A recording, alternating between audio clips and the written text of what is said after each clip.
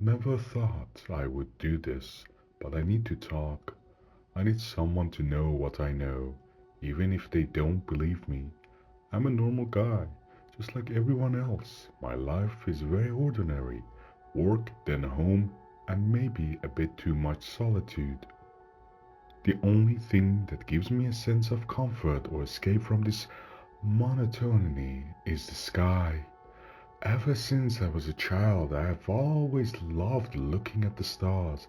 It's a strange feeling, looking at things millions of light years away, things our ancestors saw, and perhaps generations long after us will see.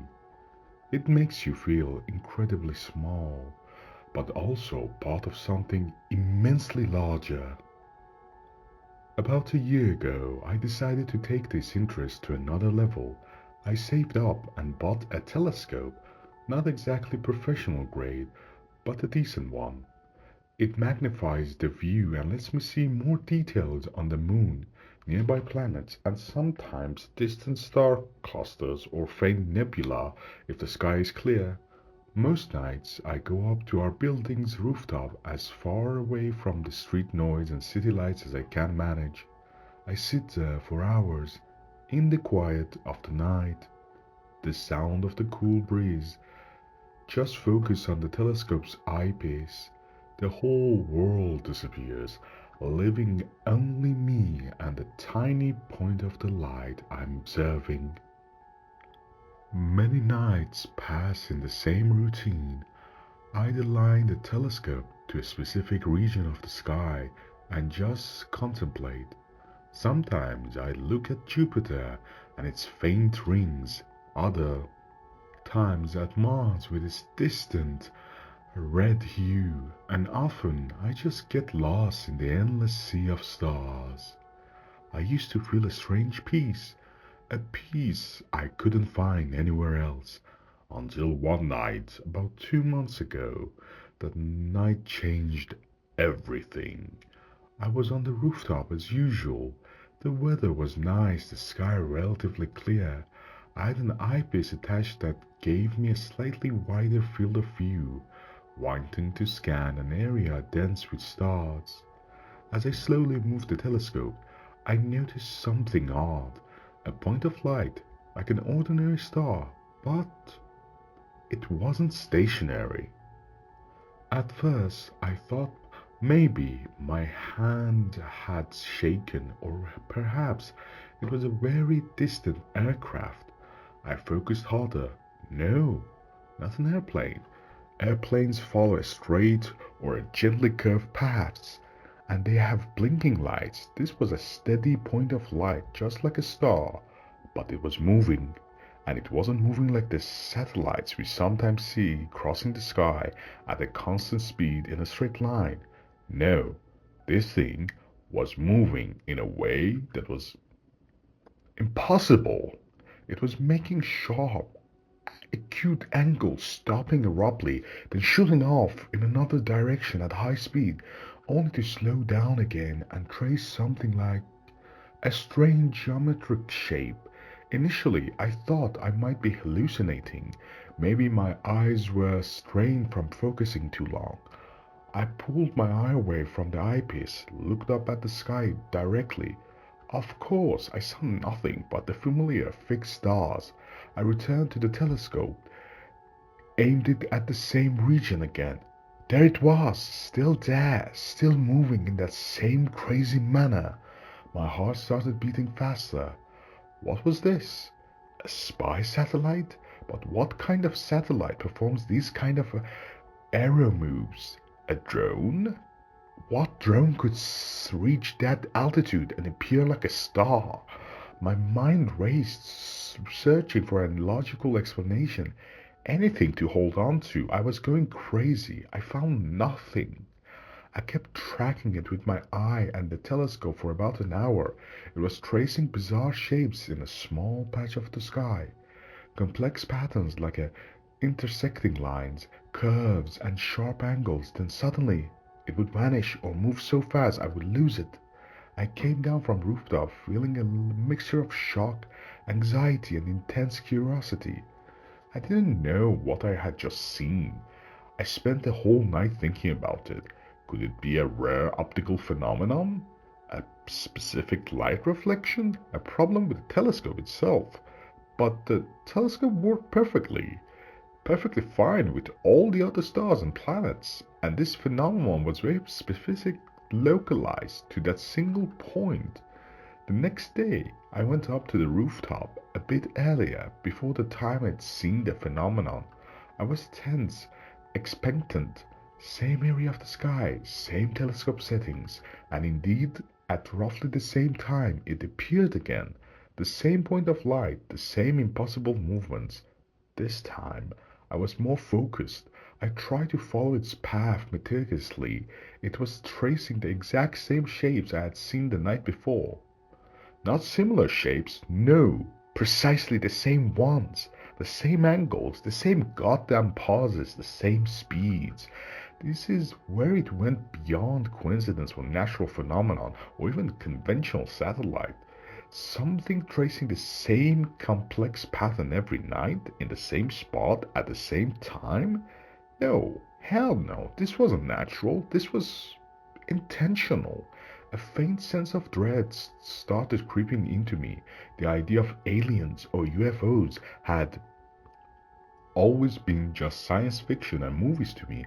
I never seriously considered it, but what I was seeing had no earthly explanation I could logically arrive at. If it wasn't aliens in a craft, then what? The third night I went up armed with a notebook and a pen. I started observing the point as it moved, trying my best to sketch the path it was taking. It was incredibly difficult, the movement was fast, the shapes complex, and my hand wasn't steady enough, but I was determined. I drew jagged lines, dots, angles, trying to capture any part of its pattern. Every night I went up and drew. Every night the same movement, repeated with the same meticulous precision. I began comparing the drawings from different nights, the same sequence, the same strange geometric figures. It wasn't just movement anymore, it felt more like a message being written across the sky. But a message from whom, and why, and what did it mean? The first week passed like this. I became obsessed, my work started to suffer, my sleep dwindled. During the day, I would think about what I saw at night, and at night I was perched on the rooftop, fixated on the moving point of light. I started feeling utterly alone in the world, holding a secret nobody knew, and nobody would likely believe if I told them. I considered telling a friend once. We were sitting at the cafe, and I was very hesitant finally. I vaguely hinted that I was seeing strange things in the sky with my telescope. He looked at me and said, "Man, you must be just seeing things. Maybe it's just a plane or satellite, or you're making a big deal out of nothing." I tried to explain it to him, that the movement wasn't normal, that it repeated, but he just laughed and said, "Alright man, next time film it and show us." The idea of filming it had occurred to me, of course. I tried recording with my phone camera through the telescope eyepiece, but the image came out extremely shaky and unclear, and the point of light was so small it barely showed up as a pixel or two, moving erratically in the video. There was no solid physical proof I could present. I went back to the notebook and pen. Every night I added a new piece to the drawing, like assembling a large complex puzzle. I started noticing that these shapes weren't just random lines. There was repetition, a certain symmetry, like a strange visual language. I would stare at these drawings for hours, trying to understand them. Was it a map? Chemical symbols? The design for some machine? Who knows? Time passed and I still didn't understand anything. The feeling of helplessness grew. I was witnessing something happening right before my eyes every night, something that could potentially be the most important discovery in human history, and I couldn't comprehend it or report it to anyone convincingly. The fear began to evolve. It wasn't just fear of the unknown anymore. It became fear of what this message might actually be saying. If it was a message, who was it sending it with such power that it barely appeared as a moving star? And what level of importance or danger would warrant such an effort? I started searching online for anything similar. Amateur astronomy forums, conspiracy theory websites, and anything. I found no description matching what I was seeing. Everything was either mundane sightings of satellites or planes or clearly fabricated videos. What I was seeing was much, much different. It was real, persistent, and terrifyingly organized. Over time, the drawing in my notebook started to take shape. I now had a complete sequence of the movements the point made over about an hour and a half each night, an incredibly complex drawing filled with minute details. I would look at it, feeling like the key was right in front of me, but I couldn't find the door. One night, as I was looking at the drawing, comparing it to previous nights, to ensure accuracy, I noticed something. In a specific part of the drawing, there seemed to be a certain ratio that repeated between the lengths of the particular lines and specific angles, a mathematical ratio, something like the golden ratio perhaps, but much more complex. I thought to myself, wait a minute, what if these aren't visual symbols in a traditional sense? What if they were equations? What if the language of mathematics?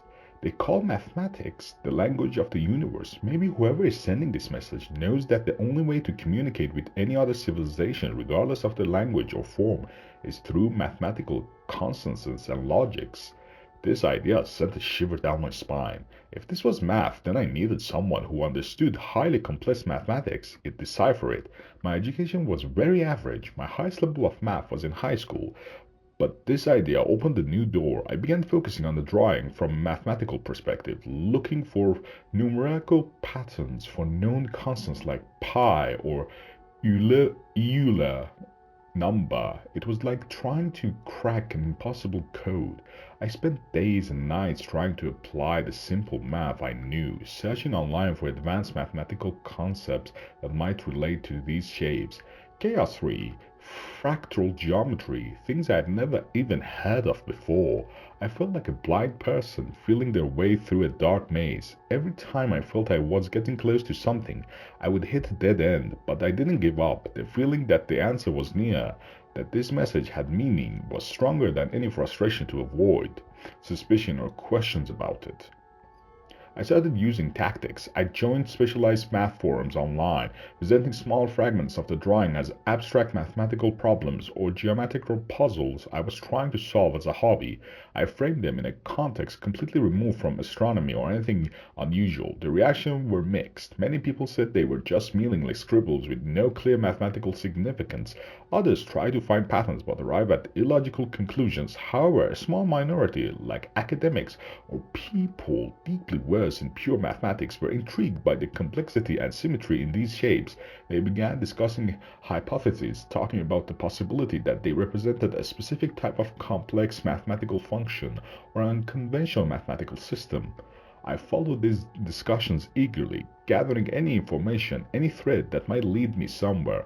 I started understanding new terminology, learning about branches of mathematics I didn't know existed, and I began applying these ideas to the complete drawing I possessed. Slowly, gradually, the picture began to clear. It wasn't just a single equation, it was a series of interconnected mathematical equations and concepts layered on top of each other. Each part of the drawing represented a variable, a constant, or a specific calculation. It was purely mathematical language, completely abstract, devoid of any form of spoken or written language we know. I spent several more weeks on this painstakingly work, connecting the parts, trying to find the logic governing the sequence. It felt like solving the hardest equation of my life, and the closer I got to the solution, the more fear inside me grew, because I started sensing the nature of the message. It wasn't a message of welcome, nor a map to a cosmic treasure, nor the design for a devastating weapon. It carried a sense of urgency and a lot of pain.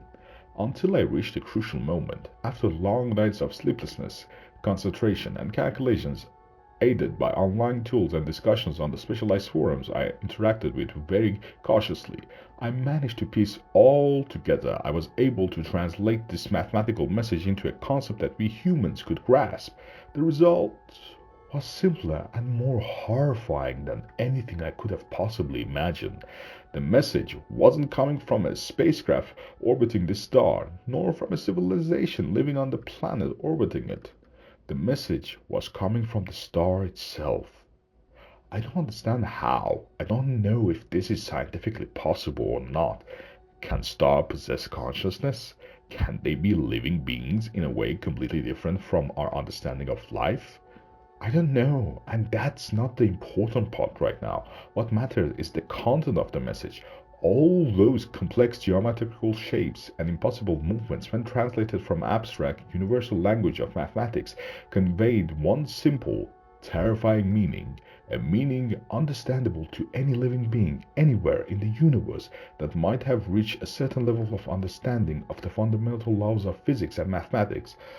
The equation described a specific physical state, a state of rapid, unexpected internal collapse, a state of imminent stellar death, and the final message, the culmination of all the movements, was the mathematical equations of simple phrase composed of two concepts: help request, imminent end slash death, or simply, in human terms, help us, we are dying. I sat there, staring at the notebook, at the final equation, frozen in place, unable to move, unable to think. The coldness I felt in that moment wasn't from the rooftop air. It came from the depths of the cosmos itself, a dying star, a conscious star, or at least one capable of communication, somehow sending a distress call across the vast expanse of space, a plea written in language of mathematics so that anyone might understand it, and that someone was me. An ordinary young man sitting on a rooftop in a distant country with a modest telescope. I was the one who cracked the code. I was the one who heard the scream, a scream that had been traveling for how many light years to reach here? Tens, hundreds, thousands, millions. Where exactly is their star? Is it even still there, or is it just an echo of a voice that died long ago? And what could I possibly do? Who am I to help a dying star? What help could I offer? Even if I knew its exact location, even if I notified every space agency in the world, what would they do? Send a spaceship that would take millions of years to arrive? And if it arrived, what it could possibly do? The sense of absolute helplessness was crushing. The feeling of cosmic loneliness became deeper, more terrifying. We aren't just small in this universe, we are also frighteningly powerless. We hear the cries for help from our cosmic neighbors, and we can do absolutely nothing. That night, after deciphering the code, I went back up to the rooftop. I pointed the telescope at the same spot. The point of light was still there, still tracing the same complex geometric shape in the cold silence of space, still sending the same desperate message. Help us, we are dying. This time I wasn't looking at it with curiosity or fear of the unknown. I was looking at it with profound sadness and terrible sense of guilt. I knew, I understood, and I could do nothing. The sky, where I used to find peace and escape, had transformed me into a vast graveyard filled with stars dying in silence, or screaming pleas for help that no one hears, or those who hear cannot answer. Every night now I go up to the rooftop, not to enjoy the stars, but because, honestly, I don't know why. Maybe to bear witness, maybe so that this scream doesn't just echo into the void completely alone. I sit and watch this point as it draws its message of death, knowing that a real star, a massive entity perhaps the size of our own sun or larger, is collapsing and crying for help somewhere far away in the darkness. The biggest problem is that a realization like this changes everything. How can I go back to living my ordinary life knowing what I know? How can I care about trivial problems of work, money, and relationships when I know that beings the size of stars are pleading for help in the universe around us? I still go up to the rooftop every night, and the point of the light still traces the same pattern, the same equation, the same scream. Help us, we are dying. And I don't know what to do, and I don't know if there's anyone else, anywhere else in the universe, seeing the same message and feeling the same helplessness that I feel right now. Just the thought that this message might be traced across the skies of other planets before the eyes of other beings, each one standing alone, as helpless as I am. That thought makes me want to scream, but I hold it in. All I just can do is just keep watching in the silence. Maybe that's all I can do.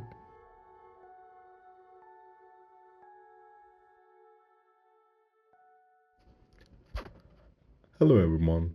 Thank you so much for listening to this story. This story was one of my favorite stories of all time, narrating or listening to, because this story introduces us to a new kind of fear, the most common fear that is forgotten, fear of being helpless, fear of being powerless, the vulnerability that will shake us to our core.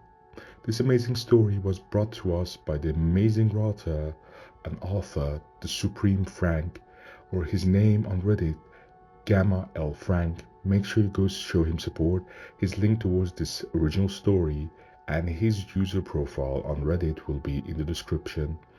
And again, thank you so much for everyone that dropped a follow. Make sure you drop a subscription here so we can hit our goals of 500 subs until end of this year.